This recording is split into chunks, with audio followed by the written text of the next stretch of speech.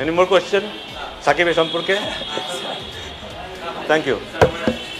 সাকিব মাশরাফির প্রশ্নে উত্তপ্ত নাজমুল আবেদিন। দুই সাবেক ক্যাপ্টেনকে নিয়ে প্রশ্ন হওয়াটাও স্বাভাবিক, কারণ বিসিবিতে এদিন ছিল দারুণ একটা দিন। বিসিবির ইতিহাসে ফারুক আহমেদের নয়া এক নজির মুগ্ধ করবে দারুণ এই ছবি।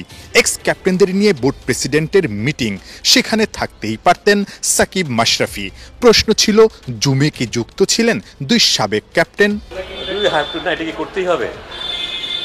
এটা কি করতেই হবে? ফারুক আহমেদ নিজেও সাবেক কাপ্তান, তবে বোর্ড প্রেসিডেন্ট হিসেবেই এবার দাওয়াত দিয়েছেন বাকিদের। সব মিলে বিসিবিতে রোববার ছিল অনেকটা ক্যাপ্টেন্স রিইউনিয়ন, কিন্তু কারণটা আসলে কি? এক্সচেঞ্জ অফ ভিউজ কিছুটা আমরা আলাপ করেছি, আমাদের যে ডিপিএলটা হয়ে গেল সেটা নিয়ে আলাপ করেছি। সামনের বছরে আমাদের খেলাটাকে আমরা কীভাবে সাজাতে পারি বা তাদের মতামতগুলো কি। আগের অধিনায়করা ছিল এখানে, বাট তার চাইতে ইন্টারেস্টিং ব্যাপার হচ্ছে যে আমাদের কারেন্ট লিটন কুমার দাস এবং মমিনুল হক সৌরভ তারাও এখানে ছিল।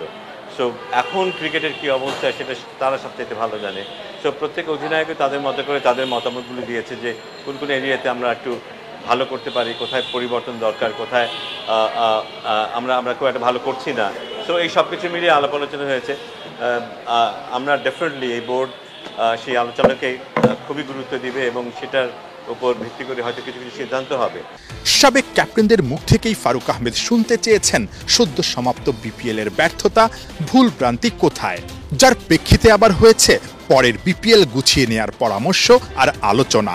বোর্ড প্রেসিডেন্ট শুনেছেন, পরামর্শ নিয়েছেন, দেশের ক্রিকেট উন্নয়নে কি করণীয় সেই নোটটাও রেখেছেন। এখানে সদ্য সমাপ্ত বিপিএল এবং আমাদের বিভিন্ন ঘরোয়া টুর্নামেন্ট নিয়ে কথা হয়েছে।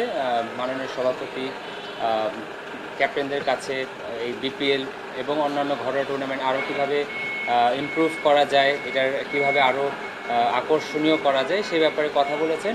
এবং বাংলাদেশের ক্যাপ্টেনরা তারা যে বিভিন্ন সময় যেমন বাংলাদেশকে তাদের যোগ্য নেতৃত্বের মাধ্যমে এগিয়ে নিয়ে গিয়েছেন, তারা তাদের সুচিন্তিত মতামত ব্যক্ত করেছেন এবং মিটিংটা খুবই ফ্রুটফুল ছিল। শত ব্যস্ততার মাঝেও মোহাম্মদ আশরাফুল, হাবিবুল বাশার, রাজিন সালে সহ 9 সাবেক ক্যাপ্টেন হাজির। আরেক সাবেক ক্যাপ্টেন বিসিবি প্রেসিডেন্ট ফারুক আহমেদের ডাকে প্রথমবারের মতো এমন উদ্যোগে দারুণ খুশি সাবেক ক্যাপ্টেনরা। প্রথমে থ্যাঙ্কস আমরা প্রেসিডেন্ট ফারুক ভাইকে।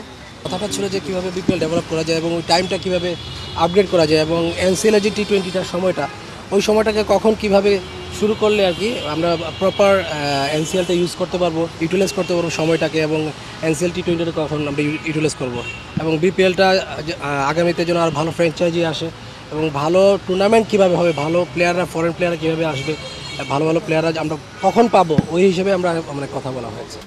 শুধু সাবেক ক্যাপ্টেন না, ক্রিকেটের সব স্টেক হোল্ডারদের সঙ্গেই ফারুক আহমেদ আলোচনা চালিয়ে যাবেন, ভুলভ্রান্তি সংশোধন করে দেশের ক্রিকেটের স্বার্থে ক্রিকেটকে এগিয়ে নিতে সব চেষ্টাই চান করতে।